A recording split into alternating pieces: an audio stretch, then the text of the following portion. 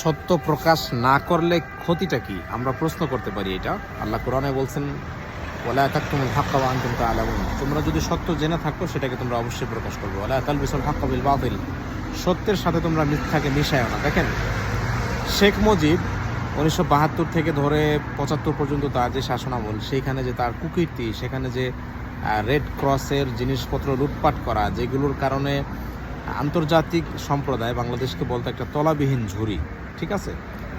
তো সেই যে দুর্নীতিটা, আমরা এতটুকু জানি যে 1971-এ শেখ মুজিবের নেতৃত্বে আমরা যুদ্ধ করছি, 1975-এ তাকে মেরে ফেলা হয়েছে।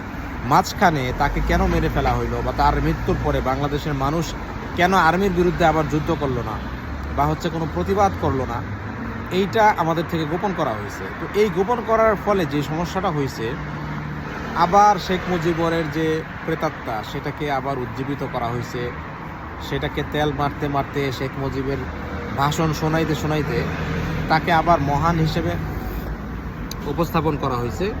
ফলে তারই বংশধর শেখ হাসিনা আবার ক্ষমতায় আসতে পারছে, এবং সে 20 বছর 20,000-এরও বেশি মানুষকে হত্যা করছে।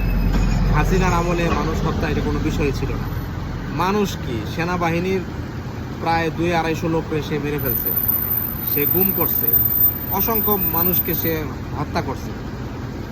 তো শেখ মুজিব যে একটা নিকৃষ্ট প্রাণী ছিল, এইটাকে গোপন করার কারণে তার 71-এর আগে তার ভূমিকাটাকে বলে, তার কুকীর্তিগুলোকে ঢাকার পরবর্তীতে যে সে অপরাধগুলো করছে, বা তার দল যে অপরাধগুলো করছে, এগুলোকে প্রকাশ না করার কারণে কিন্তু ওই শাসন আবার আমাদের উপর চেপে বসছিল।